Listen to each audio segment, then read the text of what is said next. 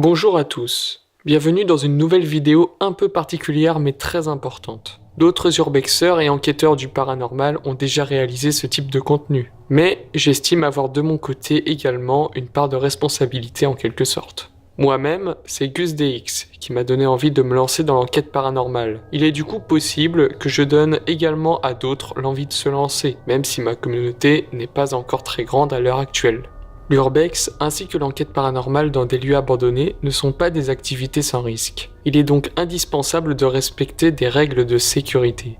Déjà, ne jamais entrer dans un lieu abandonné sans être accompagné, chose encore plus obligatoire si vous êtes mineur. Un plafond qui s'effondre, un sol qui se dérobe, une chute due au terrain difficilement praticable sont des événements bien moins rares qu'on le pense. Sans parler des éventuelles mauvaises rencontres qui pourraient extrêmement mal tourner. Avant de se lancer dans de l'exploration urbaine, il faut connaître ses risques, se préparer au mieux en conséquence et tenir au courant une ou plusieurs personnes extérieures de votre expédition. Certains urbexeurs conseillent de s'équiper d'une arme d'autodéfense, ce qui est mon cas, tandis que d'autres ne le conseillent pas. C'est à vous de voir si vous en ressentez le besoin ou non. Par ailleurs, il ne faut pas oublier que la pratique de l'urbex est presque toujours illégale, car il s'agit de pénétrer dans des propriétés privées. Même s'il n'y a pas de panneau, un lieu abandonné appartient toujours à quelqu'un. Il faut toujours avoir conscience de ça quand on est sur le terrain, c'est très important. Généralement, on ne se rend pas sur un lieu avant de l'avoir correctement étudié, que ce soit au niveau de sa dangerosité, que des risques encourus si on nous surprend à l'intérieur.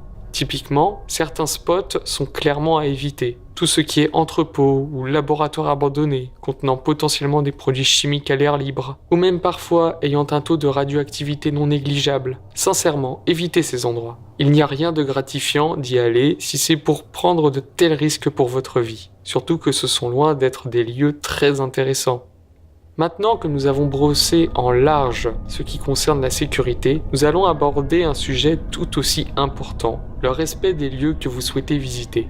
Déjà, n'en divulguez au grand jamais la localisation sur le net. Cela peut avoir des conséquences catastrophiques. Quand vous êtes sur place, il s'agit de ne rien briser, ne rien dégrader. Par exemple, même si un verrou vous empêche d'entrer, ne le brisez surtout pas, car ce ne serait plus de l'urbex que vous pratiquerez, mais de l'effraction pure et dure. Il faut considérer un spot un peu comme un musée rempli d'objets historiques.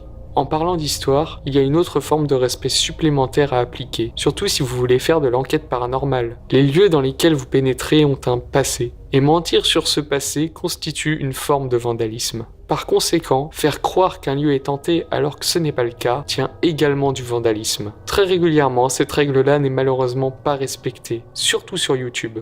Tout ceci tient en réalité du bon sens. Honnêteté, respect et prudence sont les maîtres mots de l'urbex et de l'enquête paranormale.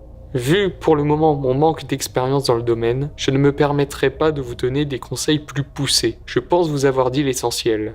Sur ce, à très bientôt sur la chaîne Hunters in the Dark.